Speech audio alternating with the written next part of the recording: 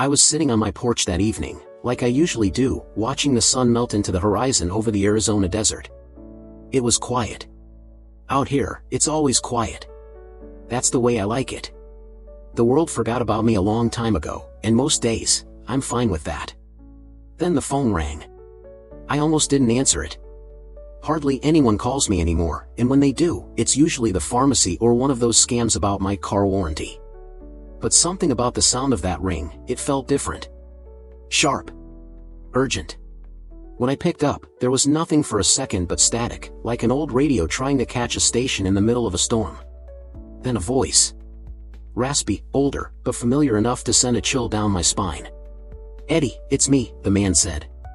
At first, I couldn't place it. 50 years is a long time to remember a voice. But then it hit me. Tom Davis.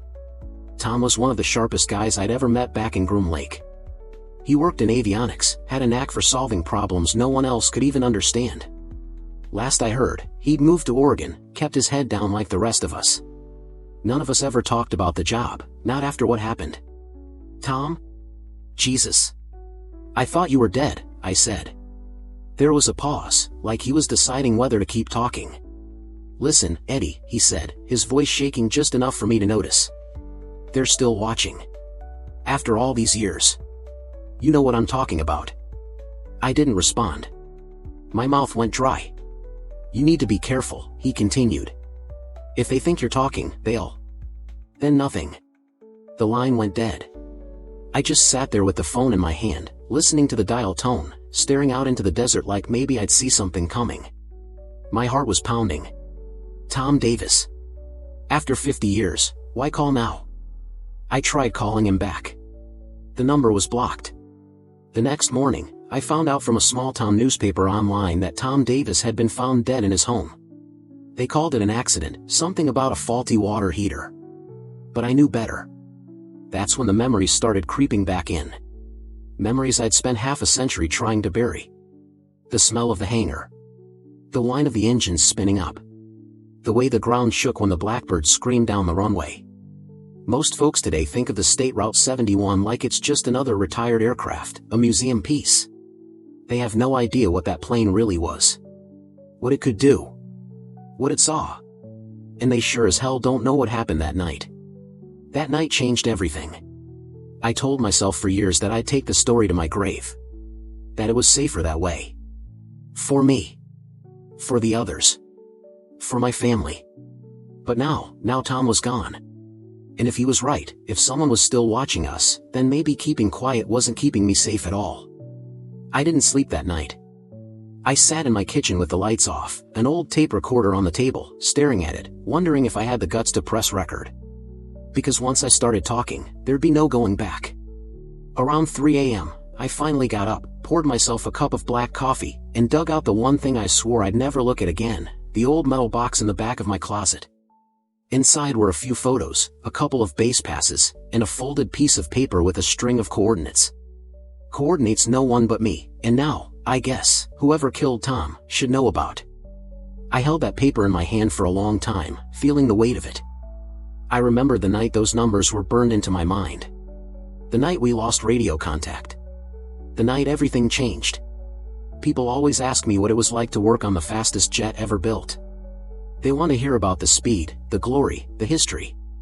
What they don't want to hear, what they can't even begin to understand, is that sometimes, when you fly faster and higher than anyone ever has, you see things you weren't meant to see. That's what I'm going to tell you. Not because I want to. God knows I'd rather forget. But because after Tom's call, after what happened to him, I don't think I've got much time left. And someone out there deserves to know the truth. What we saw up there, over the Pacific, at an altitude no other aircraft could reach, wasn't just a blip on a radar screen. It was something else.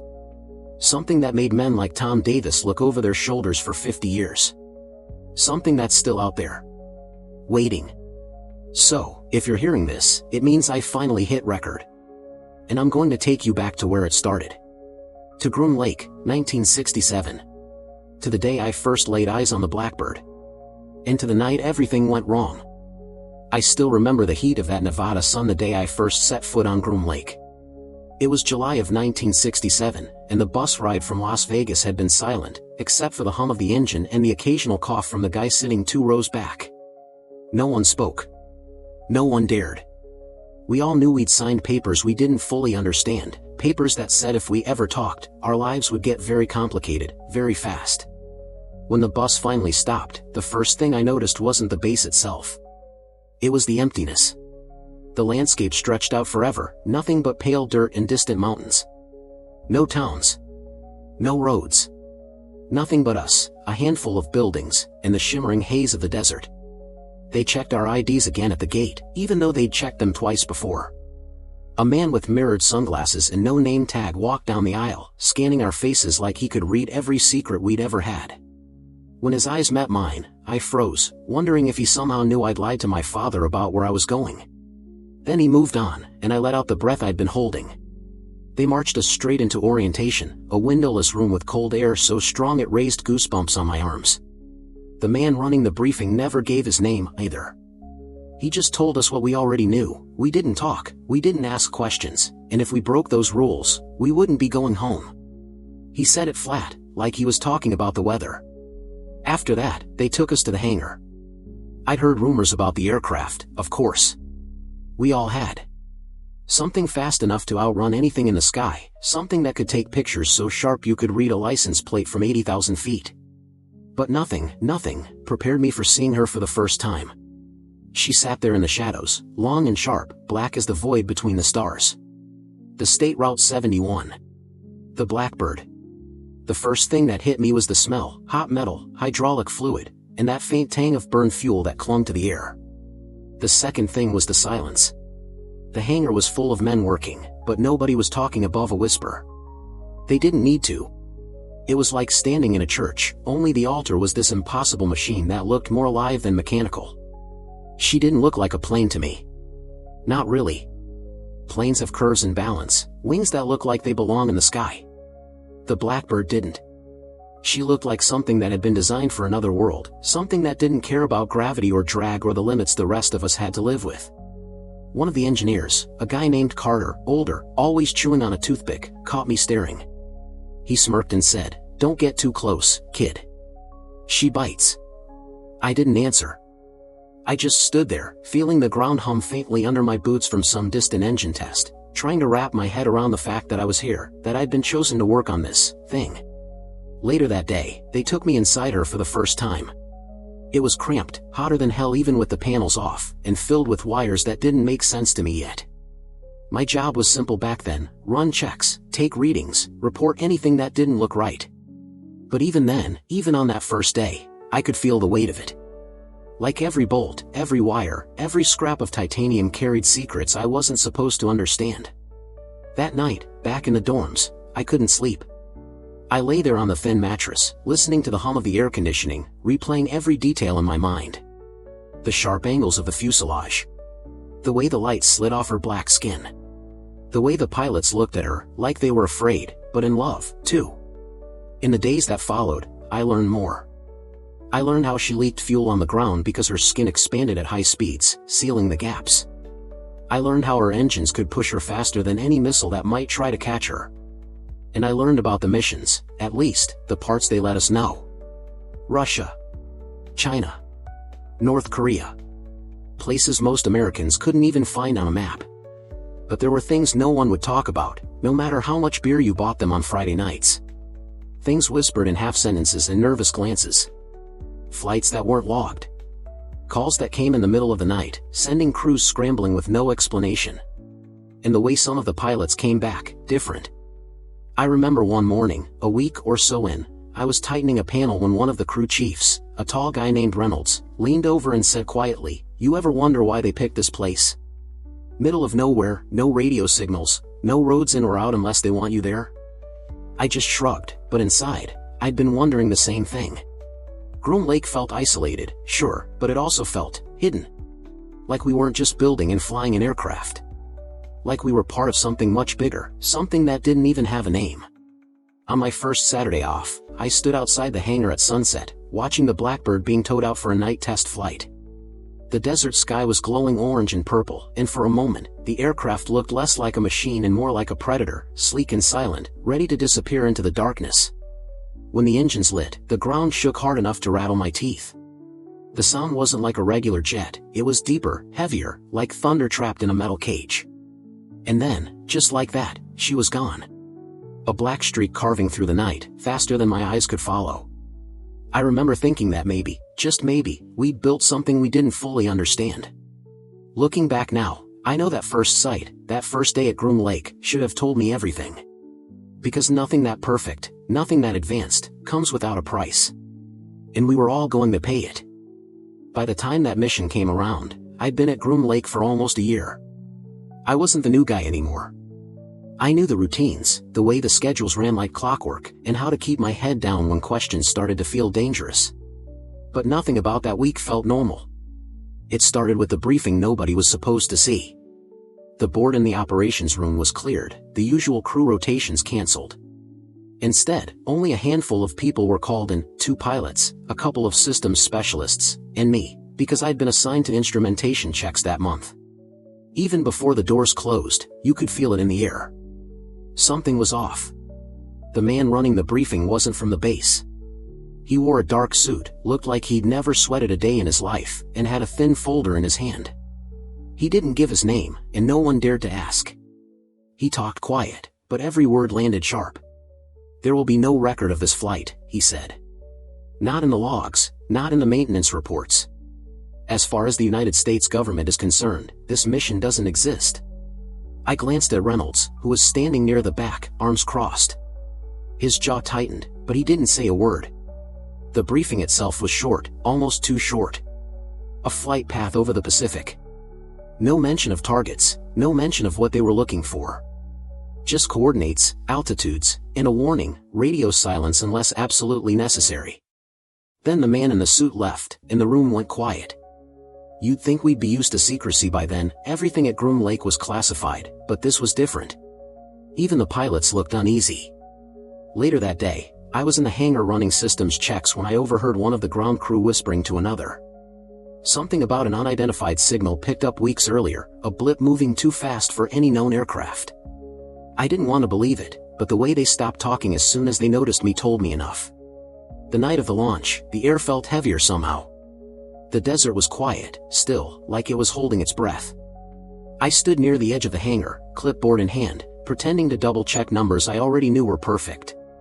The pilots, Major Collins and his RSO, Captain Harris, moved around the plane like ghosts, silent except for the occasional clipped response. I'd seen Collins fly dozens of times. The man was calm under pressure, steady as they came. But that night, his hands shook just a little as he zipped up his suit. Maybe no one else noticed. I did. We fueled her up, ran through the last of the diagnostics, and stepped back as the tow crew brought her out onto the runway. The engines screamed to life, that deep, bone-shaking roar that rattled everything in a 100-yard radius. Then she was gone, black against black, vanishing into the desert night. Back in the control room, the air was thick with tension. Usually, these flights had a rhythm, a series of check-ins, altitude adjustments, small talk between the crew and the controllers. Not that night. There was nothing but silence and the steady sweep of the radar. At 42,000 feet, they checked in. At 60,000, another call. Their voices were calm, professional, but you could hear it, the edge. Something none of us had heard before. Then they climbed higher. 80,000 feet. Mach 3.2. Pushing her as hard as she'd ever been pushed. For the next few minutes, everything seemed fine. Readings were solid. Engine temps steady. Then came the static. A burst of noise, sharp and distorted, like someone tearing a sheet of metal right next to your ear. Then Colin's voice, faint, almost drowned in the interference. "Control, we've got visual." The line cut. Every head in that room turned to the console operator. He tried to re-establish the link, cycling through channels, but all we got was that awful static. For 4 minutes, 4 long, gut-twisting minutes, there was nothing. No signal. No telemetry. On the radar, the Blackbird was just gone. I remember gripping the edge of the console so hard my knuckles went white. Nobody spoke. Nobody moved. It was like the entire room was frozen, waiting for something to happen. Then, just as suddenly as it disappeared, the blip came back. The Blackbird was there, steady, on course, descending. A moment later, Colin's voice cut through, shaky but controlled. "Control, this is Habu-1. We're returning to base." No explanation. No details. Just that. When she landed an hour later, you could see the damage even from the edge of the tarmac. The fuselage was scorched in places it shouldn't have been, panels warped like they'd been hit by extreme heat. But it wasn't just the plane. Collins and Harris stepped down from the ladder like men who'd aged 20 years in one flight. Harris wouldn't look anyone in the eye. Collins just stared past us all, like he wasn't really there. Maintenance crews swarmed the aircraft, but we were waved off almost immediately by two men in suits. Not base security, these guys were from somewhere else. Somewhere higher up. They ordered everyone out of the hangar except for a handful of senior engineers. By morning, the Blackbird was sealed off, and the pilots were gone. Nobody would say where. In the mess hall that day, no one talked above a whisper. A few of us tried to piece together what little we'd seen and heard, but it didn't make sense. Planes don't just vanish from radar. Pilots don't come back looking like they'd seen something that broke them. That night, Reynolds sat across from me in the dorm common room. He didn't say much, just stared at the floor for a while before muttering, "Don't ask questions, Eddie. Whatever you think you know, you don't. And you don't want to." I wanted to argue, to press him, but I didn't. Not because I didn't want answers, I did, but because I saw the look in his eyes. It wasn't fear. It was something worse. That was the first mission nobody talked about. The first time I realized that whatever we were doing out there, whatever that aircraft was really built for, it wasn't just about outrunning missiles or snapping photos over enemy lines. Something else was happening. And we were all part of it, whether we understood it or not. I'd been in the control room for dozens of flights by then. I knew every sound by heart, the steady hum of the equipment, the quiet chatter of controllers, the occasional buzz of the comm line. It was routine, almost boring sometimes. But that night was different. From the start, there was tension in the air. The kind you could feel in your teeth. The mission had been classified at a level even we weren't used to. Fewer people in the room. No unnecessary personnel. Phones confiscated at the door. And two men in suits standing in the corner, silent and still, watching everything we did. At 2,200 hours sharp, the Blackbird was cleared for takeoff. I could hear the distant rumble through the walls as she screamed down the runway and tore into the sky. Colin's voice came over the comm, steady and confident, as he guided her up to altitude. I focused on my console, reading the telemetry, engine temps, pressure, fuel, all perfectly within range. Nothing out of the ordinary. At first, it felt like every other mission. Climb to 80,000 feet, accelerate past Mach 3, run the pattern. But around the time they crossed the coast, I heard it, the first crackle of static in my headset. Just faint at first, almost easy to ignore. "Habu-1, control," I said. "Confirm comms." No answer. A moment later, Colin's voice came through, distorted but audible, "Control, this is Habu-1. Experiencing some interference. Systems are clean. Continuing on course." I glanced over at Reynolds. He raised an eyebrow but didn't say anything. Static wasn't uncommon, but something in Colin's tone, tight, clipped, made my stomach knot. For the next 10 minutes, everything seemed fine. Their readings were steady, their trajectory perfect. Then, at 82,000 feet, the blip on the radar vanished. No warning. No signal loss. Just gone. The room froze. No one moved, no one breathed. One of the suits stepped closer to the radar screen, his jaw tight, eyes locked on the blank space where the Blackbird had been. "Recalibrate," Reynolds barked. The technician's hands flew across the console, but the answer was the same. "Negative signal, sir. Bird is off scope." I tried hailing them again, my voice a little sharper than I meant it to be. "Habu-1, control. Do you copy?" Silence. Then static. Then, just for a second, Colin's voice, faint and distant, like it was coming from the other end of a tunnel. Visual, not possible. God. The line went dead. The next 4 minutes felt like an eternity. The radar stayed blank. The comms stayed silent. Every person in that room stared at their screens, waiting for something, anything. I could feel the sweat on my back, cold despite the hum of the equipment. Then, just as suddenly as it had disappeared, the blip was back. Right where it should have been, altitude steady, speed normal.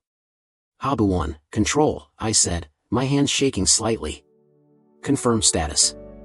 A pause. Then Collins again, his voice controlled but off, like someone forcing calm through clenched teeth. Control, this is Habu 1. We're returning to base. No further telemetry. The suits exchanged a look but said nothing. The ride back was quiet. Too quiet.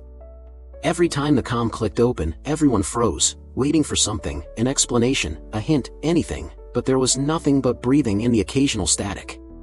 When she finally touched down, just past 0100 hours, the runway crew reported damage before we even reached her. Scorch marks along the fuselage. Panels warped near the nose. One of the tires blown, like she'd hit a violent crosswind on landing. I was out on the tarmac when the ladder dropped. Collins came down first, moving slowly, like a man twice his age. His face was pale, eyes hollow, like he hadn't slept in a week. Harris followed, helmet still on, visor down. When he finally lifted it, his hands were trembling. Reynolds stepped forward, but one of the suits stopped him cold. Not a word, the man said. His tone wasn't angry. It was final. The pilots were escorted away without speaking to anyone. The hangar doors shut, and a crew we didn't recognize moved in, surrounding the aircraft like surgeons. I stayed by the edge of the tarmac longer than I should have, clipboard still in hand, pretending to take notes just to stay close. That's when I noticed the smell, sharp, metallic, almost like ozone after a lightning strike. It clung to the air around the plane, something I'd never smelled on any Blackbird before. Back in the control room, nobody said much. Reynolds poured himself coffee he didn't drink. One of the techs stared at his blank screen until his shift ended. And the suits? They were gone before dawn, like they'd never been there at all. The next morning, the official report landed on my desk. 1 page. No details. Just a summary that the mission had been completed as planned and that all systems returned nominal. But I'd been there. I'd seen the blank radar, heard the static, seen the look in Collins' eyes when he stepped off that ladder. Something had happened up there. Something we weren't meant to understand. That night, I sat outside my dorm, staring at the desert sky, wondering what they'd seen in those 4 minutes they were gone. I'd grown used to the silence of Groom Lake by then, but that night it felt heavier, pressing down like the weight of a secret that was too big, too dangerous to name. And for the first time since I'd arrived at the base, I thought about leaving. About getting on a bus to Las Vegas, finding a cheap motel, and disappearing before anyone noticed. But I didn't.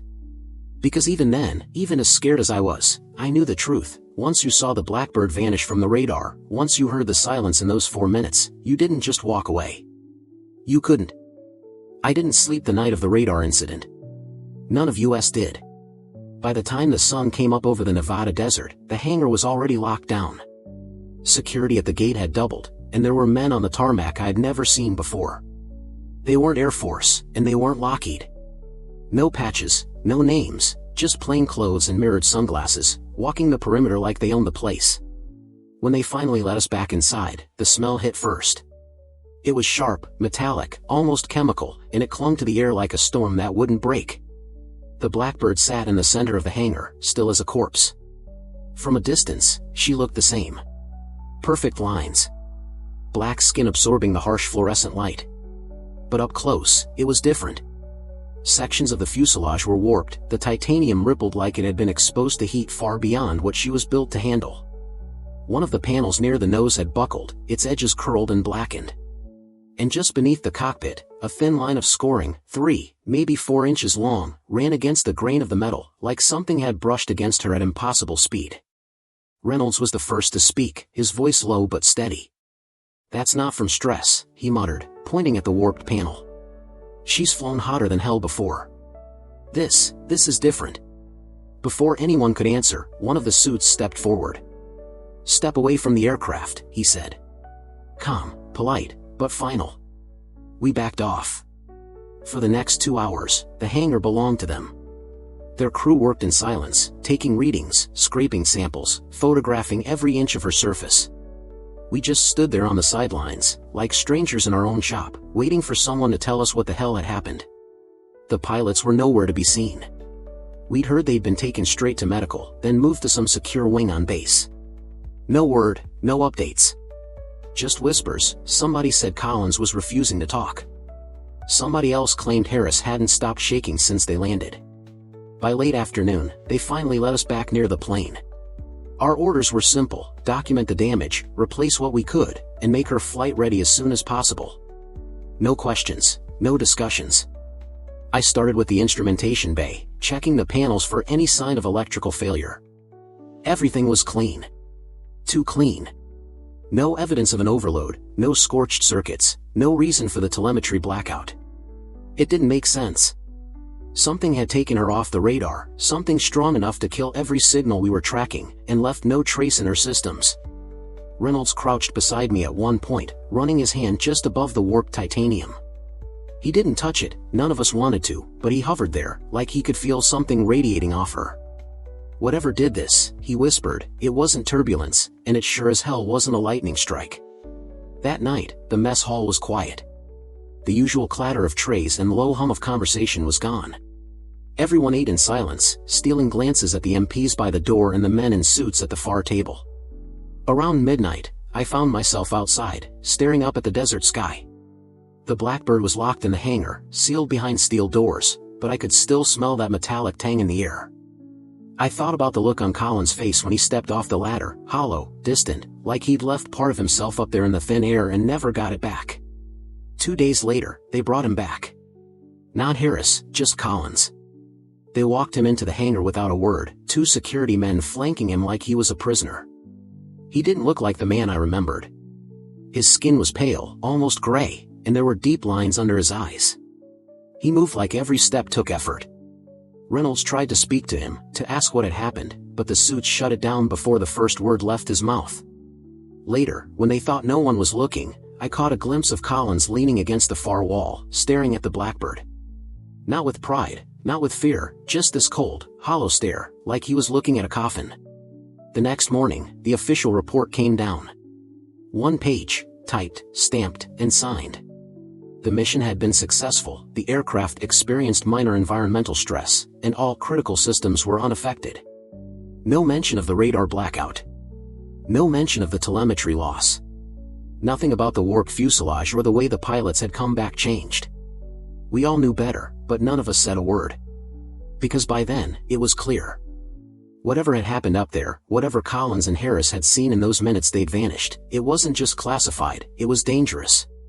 That night, Reynolds found me in the dorm common room. He didn't sit, just stood in the doorway, eyes hard. Listen, Eddie, he said quietly. You didn't see what you think you saw. You didn't hear what you think you heard. Understand? I wanted to argue, to tell him I couldn't just forget what I'd seen. But there was something in his voice, an edge I'd never heard before, that shut me up. After he left, I sat there alone, staring at the floor, replaying every detail in my head. The scorched panels. The metallic smell. The silence on the radio. The way the radar showed nothing where there should have been something. And for the first time since I'd arrived at Groom Lake, I realized the truth. We weren't just flying reconnaissance missions. We were playing with something we didn't understand. Something that didn't follow the rules of physics or reason. And sooner or later, we were going to pay for it. The morning after Collins returned to the hangar, Groom Lake didn't feel like Groom Lake anymore. The base was quiet, but not in the usual way. It wasn't that steady, predictable silence we'd all gotten used to, the hum of engines, the clatter of tools, the low voices of men doing their jobs. This was different. Heavy. Unnatural. By noon, a convoy rolled through the main gate. 3 black sedans, 2 trucks, and a van with no markings. No flags, no insignias. Just steel, glass, and a handful of men in dark suits. They moved like they owned the place. We were ordered to line up inside the main hangar.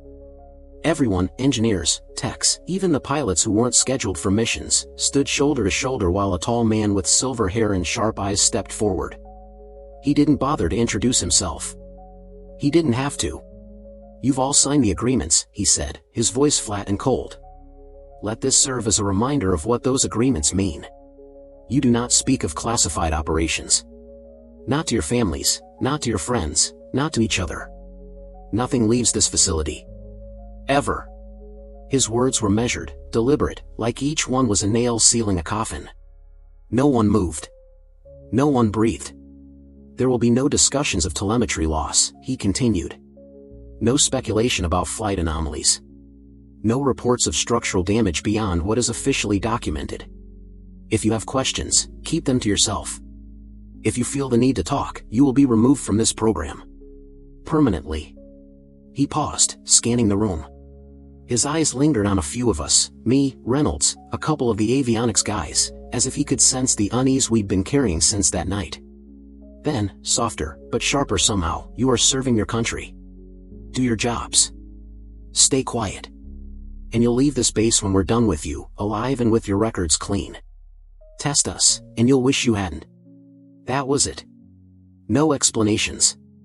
No reassurances. Just orders. After they left, nobody spoke for a long time. Even Reynolds, who usually had something sharp to say, just walked out of the hangar, jaw tight, fists clenched. For the rest of that week, the atmosphere on base shifted. There were more patrols, more security checks, more eyes watching every move we made. Conversations that used to happen in the mess hall stopped. Guys who'd been at the base for years started keeping to themselves, speaking only when they had to. And the Blackbird? She sat in the hangar, stripped down and silent, while teams we didn't know ran their tests. We weren't allowed near her without clearance. Not even Reynolds. One night, I stayed late, pretending to check inventory just so I could stay close. I watched from a distance as two of the outsiders worked near the nose of the plane, scanning her surface with some kind of handheld device. Every so often, they'd stop, whisper something to each other, and write down notes. They didn't look like engineers. They didn't look like military, either. Whatever they weren't there to fix her. The next morning, Collins was gone again. This time, they didn't bother with explanations. His locker was cleared out, his name removed from the flight board, like he'd never been there at all. That afternoon, Reynolds cornered me in the tool room. He looked tired, worn down in a way I hadn't seen before. "Listen, Eddie," he said, his voice low. "You need to keep your head down. Do what they tell you. Nothing more. Nothing less." "What's going on?" I asked. "Where did they take Collins? What's happening with the plane?" He stared at me for a long moment, then shook his head. "You don't want to know. Trust me on that." I wanted to argue, but I didn't. Because deep down, I already knew he was right. The suits stayed for 2 more weeks. Every day was the same, more testing, more restrictions, more silence. By the time they left, the base felt hollow. Like we were just placeholders, babysitters for a project we didn't own anymore. But what stuck with me most wasn't their orders, or the way they took control of everything. It was the feeling they left behind. It was like they knew something we didn't. Like whatever had happened up there, whatever Collins and Harris had seen in those 4 minutes the radar went dead, wasn't over. That night, I sat outside my dorm, staring at the desert horizon. The wind was sharp and dry, carrying that faint metallic tang that still lingered in the air. I remember thinking about what the man had said in the hangar, about serving our country, about staying quiet, and wondering if that was really what we were doing. Because it didn't feel like service anymore. It felt like control. And for the first time since I'd arrived at Groom Lake, I realized the truth: we weren't the ones running the program. We never had been. We were just pieces on a board, moving where they told us to move, doing what they told us to do. And somewhere, far above us, someone else was playing the real game. I was on my way back from the hangar when Reynolds stopped me. It was late, past midnight, and the base was dead quiet, the kind of quiet that makes every sound feel too loud. He didn't say a word at first. Just stepped out from the shadows near the storage shed, his face pale under the security lights, and motioned for me to follow him. We walked across the tarmac in silence, past the fuel depot and the far fence line, until we were well out of sight from the cameras. Only then did he finally speak. "You need to be careful, Eddie," he said, his voice low but sharp. "Careful about what you say. Careful about who you talk to. Things aren't the same anymore." I tried to laugh it off, but it came out flat. "You mean the guys in suits?" "Yeah, I noticed." Reynolds stopped and turned, his eyes locking on mine. "No. I mean everything. You think you know what you're working on here, but you don't. None of us do. And if you keep asking questions, they're gonna make you disappear, same as they did with Collins. Hearing Collins' name out loud sent a chill through me. You think he's dead? I asked. Reynolds shook his head slowly. I think he's somewhere he can't get out of. Somewhere none of us want to be. We stood there in the dark for a while, the hum of the desert wind filling the silence between us. Finally, he spoke again, quieter this time. Listen, I've been here long enough to know when something's wrong. And this, what happened during that flight, what they're not telling us, it's bigger than just a mission gone bad. It's bigger than the Blackbird. Whatever they're testing, whatever they're chasing, it's not supposed to exist. And now that it does, they'll do anything to keep it contained. I wanted to press him for details, to make him explain what he meant, but before I could, a truck rolled past in the distance, its headlights sweeping across the dirt. Reynolds stiffened, then jerked his head toward the dorms. We're done here, he muttered. Just, keep your head down. And for God's sake, don't let them hear you talking. That night, I didn't sleep. I just lay there, staring at the ceiling, replaying his words over and over. The next morning, I noticed changes. Small ones at first, but enough to make my stomach turn. 2 new guards at the hangar doors. Security checkpoints where there hadn't been any before. And everywhere I went, I could feel eyes on me, silent, calculating, waiting. Later that day, while I was cataloging parts in the storage bay, I found an envelope tucked under my clipboard. No name, no markings. Just a single piece of paper inside. It had one line, typed in all caps, "Stop digging." No signature. No explanation. I must have read it a dozen times, trying to convince myself it was some kind of joke. But deep down, I knew better. That night, Reynolds didn't show up for his usual shift. No one saw him in the mess hall. His bunk was empty. When I asked around, nobody had answers, or maybe they just didn't want to give them. By morning, his locker was cleared out. Just like Collins. That's when the fear really set in. Because it wasn't just about the missions anymore. It was about survival. I stopped asking questions. I stopped staying late in the hangar. I did my work, kept my mouth shut, and tried to make myself invisible. But it didn't matter. The warning had been given. One evening, as I walked back from the mess hall, I caught sight of something in the desert sky. Just a faint glint at first, like sunlight catching on metal where there shouldn't have been any. Then, just as quickly, it was gone, swallowed by the darkness. I told myself it was nothing. A trick of the light, maybe a satellite. But deep down, I knew it wasn't. Whatever had brushed against the Blackbird during that mission, whatever had left those marks on her fuselage and taken Collins off the radar, it was still out there. Watching. Waiting. And now, every time I stepped into that hangar, every time I looked at the Blackbird sitting there in the dim light, I felt it. Like the plane wasn't ours anymore. Like it belonged to something else. The base kept running as if nothing had changed, but I could feel it in the air. The tension. The fear. The quiet desperation of men who knew they were in too deep but couldn't find a way out. One night, about a week after Reynolds vanished, I found another envelope. This one slipped under my dorm door. Same plain paper. Same typewriter font. It said, "Leave while you can." No signature. No instructions. Just that. I sat there for a long time, staring at the words, wondering if it was a threat, or a warning, or maybe both. By then, I'd stopped believing in coincidence. And for the first time, I started to think about what it would take to get out of Groom Lake alive. It started with the antennas. We had dozens of them scattered around the base, small ones, big ones, even an array that nobody but the comms team was allowed to touch. They'd been there for years, pointing skyward, pulling in data that most of us never got to see. But that night, something different happened. I was on inventory duty in the hangar when the lights flickered. Just for a second. Long enough for every tool, every gauge, every display to go dark. The hum of the generators cut out, leaving the place in dead silence. Then, just as suddenly, everything roared back to life. Most of the guys brushed it off as a power surge. But I'd been there long enough to know better. Power didn't just cut out like that. Not here. 2 hours later, we got the call to clear the airstrip. No reason given. No explanation.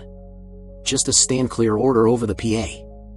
I stepped outside with a few of the other techs, squinting against the harsh floodlights, and that's when I saw it. The antennas were moving. Slowly, deliberately, all in unison, their dishes tilting toward the northern horizon. They weren't tracking a scheduled launch or a satellite. This was something else. Then came the signal. At first, it was nothing but static, a low, crackling hiss that bled through the radios. Then a series of sharp pulses, evenly spaced, almost rhythmic. Some of the comms guys started recording, scribbling notes, trying to make sense of the pattern. But every time they thought they had it, the signal would shift, like it was one step ahead of them. Hours later, I ran into Sergeant Lewis, one of the night crew supervisors. He looked pale, his hands trembling as he lit a cigarette. "You hear it?" he asked. I nodded. "Yeah. What is it?" He just stared at the desert, exhaling smoke. "Whatever it is, it's not ours. That's all I know." By dawn, the base was locked down. Access to the comms tower was restricted, and anyone asking questions was told to focus on their duties. But the signal didn't stop. It came and went for 3 nights in a row, always starting just after midnight, always ending before sunrise. The third night, I couldn't sleep.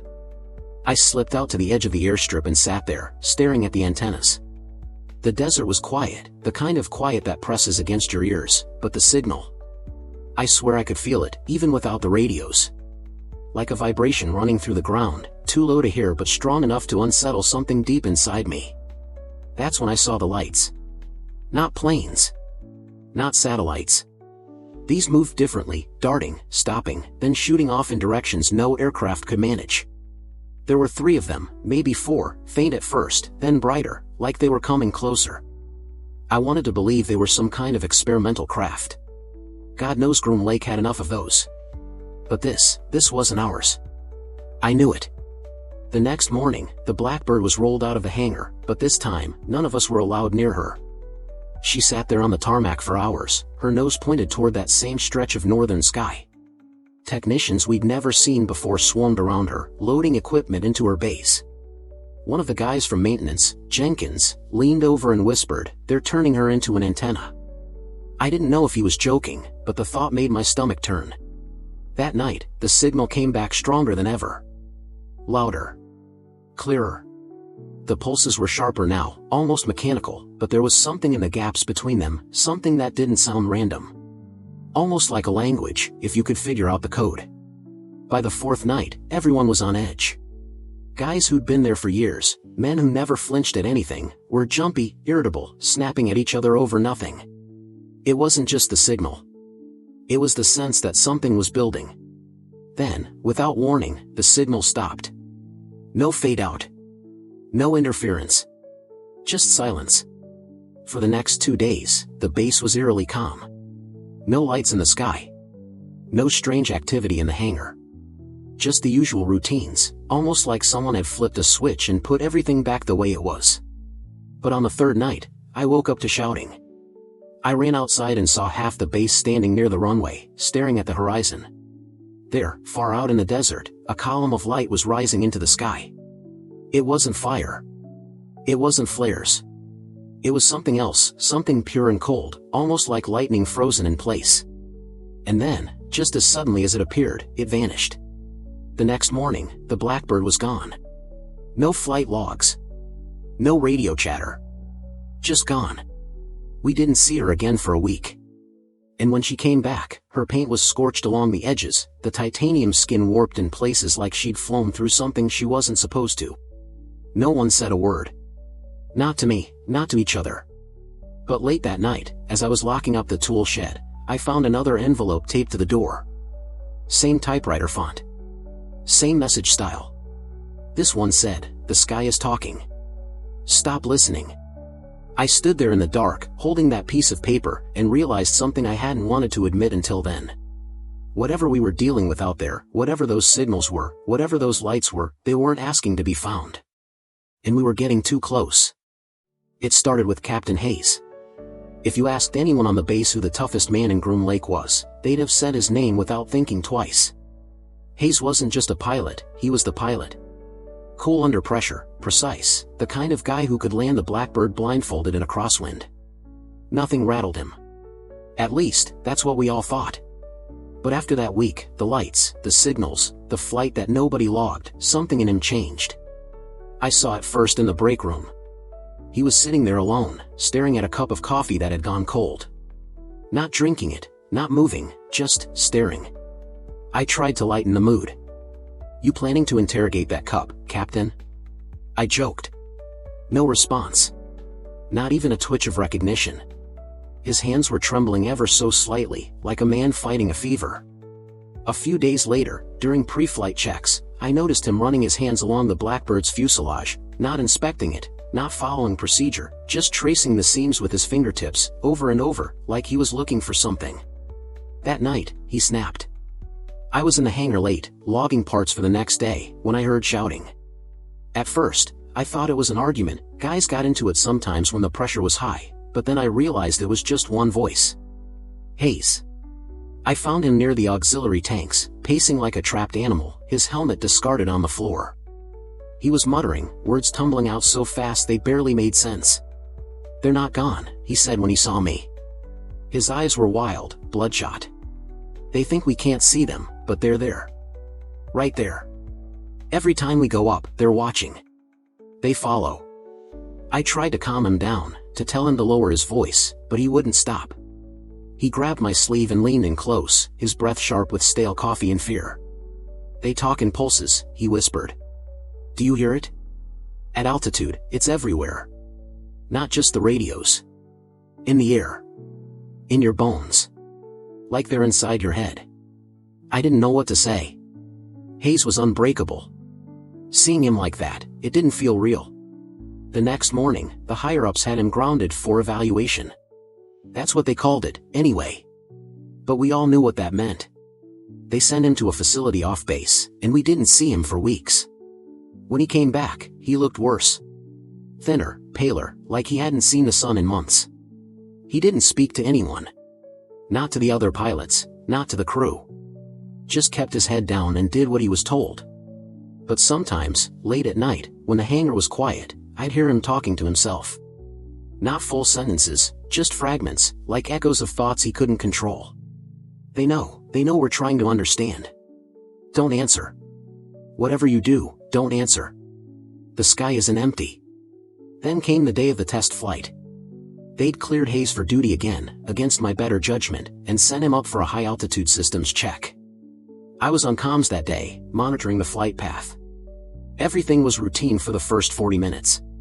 Then, without warning, his voice cut in. "They're here." Static. "They're right on top of us. You don't see it? You don't." More static. "Bright, so bright, it's..." And then silence. For 13 minutes, we had no contact.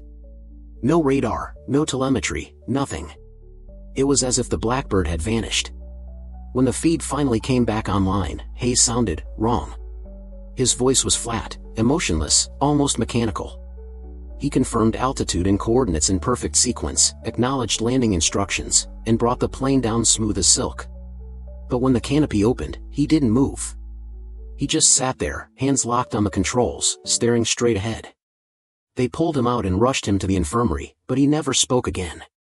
Not to us, anyway. A week later, word got around that he'd been transferred. No one knew where. What I do know is that they stripped his locker clean that night. Every personal item, every photo, every note, gone. Like he'd never existed. The other pilots started to crack after that. Lieutenant Foster refused to fly.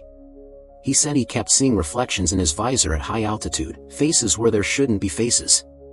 Another pilot, Reynolds, requested reassignment and was gone within 48 hours. And me?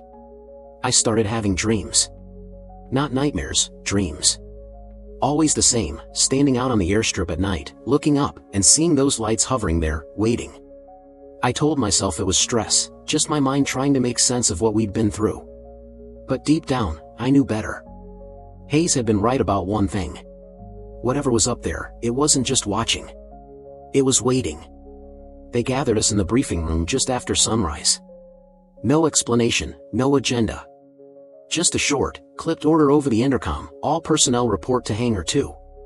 Now. I remember walking in and feeling the weight in the air. Every face in that room looked the same, tight jaws, eyes darting toward the floor, as if none of us wanted to be the first to speak. There were maybe 20 of us in there, engineers, radar techs, mechanics, 2 pilots who hadn't been reassigned yet. And standing at the front, in full uniform, were 3 men we'd never seen before. No name tags. No insignias. Just clean suits, polished shoes, and expressions like carved stone. One of them, tall, gray hair cropped short, stepped forward. He didn't introduce himself. Didn't smile. "This is simple," he said. His voice was flat, practiced. "As of this morning, the Blackbird program is entering a phase of heightened classification. That means everything, every flight, every test, every scrap of paper, is now compartmentalized. You will not discuss any operational details with anyone. Not with colleagues outside your unit, not with family, not even among yourselves unless you're cleared to do so." No one moved. No one breathed. He continued, pacing slowly, his hands clasped behind his back. "Each of you will sign a new non-disclosure agreement before you leave this room. Failure to comply will not result in a warning. It will result in immediate termination and legal action under the Espionage Act. And understand this, termination won't just mean your job. It will mean your career. Your benefits. Your clearance. Your ability to ever work in this field again." I felt my stomach tighten. Termination was one thing, but this was different. This wasn't just a contract, it was a noose. Then he stopped pacing and scanned the room, letting his gaze rest on each of us one by one. When his eyes landed on me, I swear it felt like he could see everything, every question, every suspicion, buried in my head. He spoke again, quieter now. "We know some of you have concerns. You've seen things, heard things. That ends here. You do not speculate. You do not share stories. If you've written anything down, destroy it. If you've taken anything home, return it. There is no room for error." They handed out the papers. Thin sheets, heavy ink, language that left no room for interpretation. I remember my hands shaking as I held the pen. I told myself it was just procedure, that I'd signed a dozen of these before. But this one felt different. When I finished signing, one of the men took the paper without looking at me and nodded toward the door. "You're dismissed." Outside, the base looked the same as it always did. The dry desert air, the distant hum of generators, the endless stretch of tarmac baking under the sun. But something had changed. We didn't talk to each other, not really. Conversations died halfway through, replaced by forced silence and hollow nods. Over the next few weeks, the program slowed to a crawl. Flights were canceled, schedules cleared. The hangar lights stayed off more than they stayed on. And every so often, another face would disappear. A mechanic transferred to another division. A systems analyst sent on temporary leave. None of them came back. At night, I started locking my trailer door, something I'd never done before. I'd wake up to the sound of tires on gravel outside, low voices carrying in the distance, and I'd lie there, holding my breath until the sounds faded away. One evening, about a week after the meeting, I was called into the operations office. There was another man waiting for me, different suit, same stone face. He didn't sit down. "We need to be clear," he said. "There are people in this program who are struggling to accept the parameters of their work. People who think they have a right to share details. You're not one of those people, are you?" I told him no. My voice cracked when I said it, but I said it. He studied me for a long moment, then smiled, not a real smile, but something close enough to make my skin crawl. "Good," he said. "Keep it that way." After that, I didn't sleep much. Even the pilots, the ones who used to swagger through the hangar, laughing, teasing the techs, barely spoke above a whisper. One of them, Foster, packed his locker one night and left without telling anyone. Word was, he'd requested reassignment, but nobody could confirm it. The rumor was that he'd said something he shouldn't have, and that leaving was just the polite way of removing him. The base wasn't a base anymore, it was a ghost town. Every hallway felt like it had eyes. Every conversation felt monitored. And maybe it was, hell, I'm sure it was. Then there was Hayes. Or rather, the absence of him. No one mentioned his name. Not the officers, not the crew, not even the pilots who'd flown with him. It was as if someone had erased him entirely. I once asked the question, Just a simple, "Hey, have you heard anything about Hayes?" And the room went dead silent.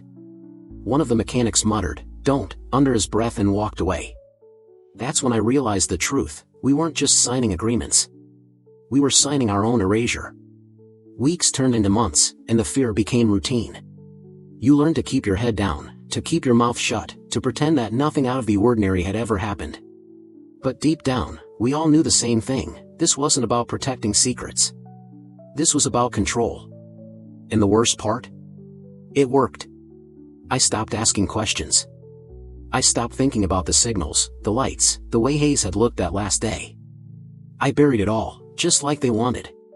Because out there, beyond the perimeter fence, was the desert, empty, endless. And out there, you could disappear without a trace. And sometimes, when the nights were still and the wind carried just right, I swore I could hear it, the faint roar of an engine high above, a streak of black cutting through the stars. And I wondered if the sky was keeping its own silence pact. It had been more than 30 years since I left the base, but the memories never really left me. I thought time would dull them, turn everything into fragments, half-remembered images that wouldn't sting so much. But even now, sitting on the porch of my quiet house in northern Idaho, I can close my eyes and smell the jet fuel, hear the hum of the hangar lights, and feel the vibration in my bones when the Blackbird engines roared to life. The world moved on, but I didn't. I tried to, God knows I tried. I got married, raised 2 kids, worked a steady job far from anything that flew faster than a crop duster. But there were nights when I'd wake up drenched in sweat, heart pounding, convinced I'd heard it, the piercing, otherworldly sound of a Pratt & Whitney J58 tearing through the night sky. My wife would tell me it was just a dream. Maybe it was. But deep down, I knew better. For decades, I kept the pact. I didn't talk. Not to my family, not to friends, not to anyone. The silence became a part of me, like an old scar that never really heals. But the world changed, and so did the rules. Files were declassified. People started talking in documentaries and interviews, sharing pieces of the story as if they were just proud veterans reminiscing. At first, I stayed quiet, telling myself it didn't matter. But then I started seeing things, reports, sightings, whispers about aircraft that shouldn't exist, moving in ways no one could explain. And then came the letter. It wasn't official, at least not in the way those things used to be. No logos, no return address, just my name written in neat, block letters on a plain white envelope. Inside, a single sheet of paper with one line typed dead center. Do you still hear it? I didn't sleep that night. I sat in the kitchen, the letter on the table, a cold cup of coffee untouched in front of me. The next morning, I burned it in the sink, watched the flames curl the edges until there was nothing but ash. But the damage was done. The memories I'd buried for decades came flooding back. Hayes' face the last time I saw him. The coded signals. The nights of silence so heavy it felt like the air itself was warning us. A week later, I drove to a retired pilot's reunion in Nevada. I told my wife it was just a trip to reconnect with old friends, but I knew what I was looking for. The hotel bar was full of men with gray hair and worn-out flight jackets, laughing and trading stories that didn't matter anymore. But there were some, just a handful, who didn't laugh. Who sat quiet, nursing their drinks, eyes scanning the room the way mine did. One of them spotted me. It took me a moment to recognize him. Time had stolen most of his youth, but it was Foster. The same Foster who'd packed his locker and vanished all those years ago. We didn't talk much that first night. Just a nod, a handshake, the kind of silence that says more than words ever could. But the next evening, sitting out by the edge of the parking lot, away from the noise and the lights, he finally spoke.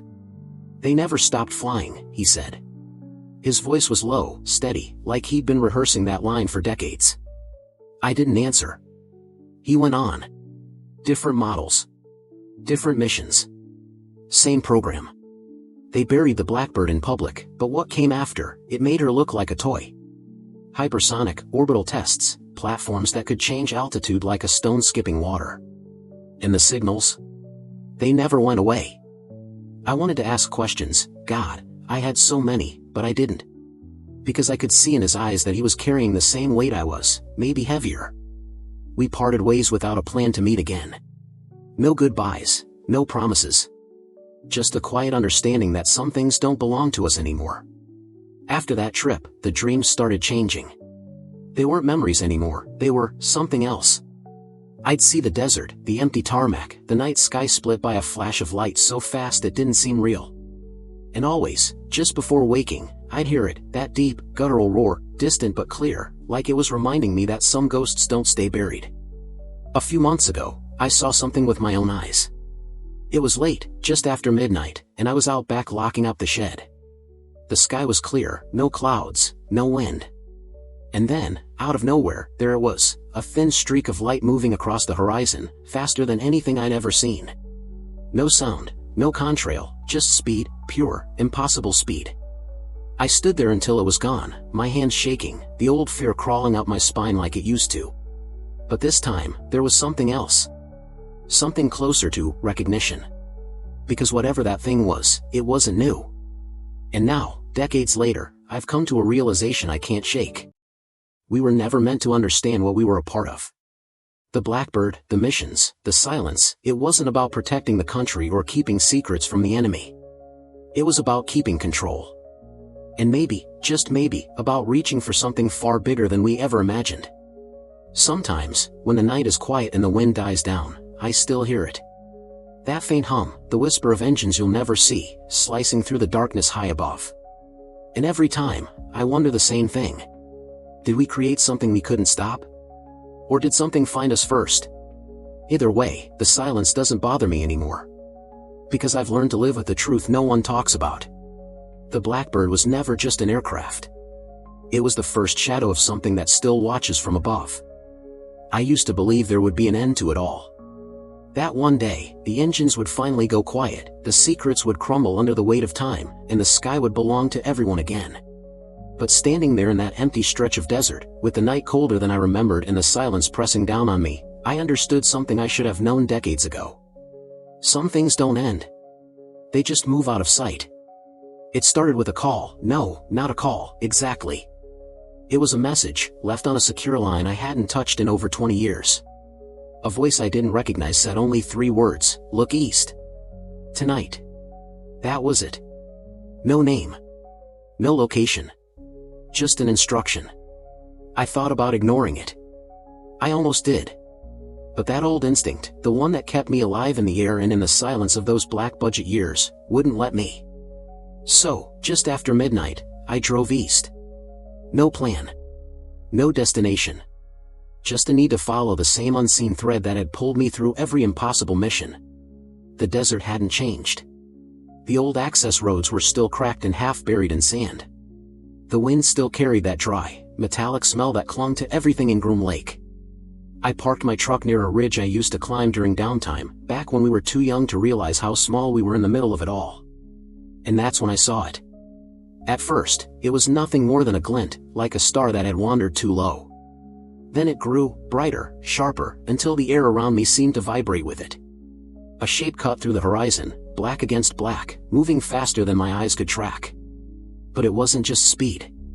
There was something else. Something deliberate. Controlled. It came closer, but not close enough to see clearly. Just enough for me to recognize the outline. Sleek. Predatory. Familiar in a way that made my chest tighten. It wasn't the Blackbird, at least not the one we flew. This thing was leaner, quieter, like the evolution of a predator that had outgrown the need to roar. And then it stopped. I don't mean it slowed down, I mean it stopped, hanging there over the desert like the laws of physics had just decided to take a break. No wings cutting the air, no afterburner glow. Just stillness.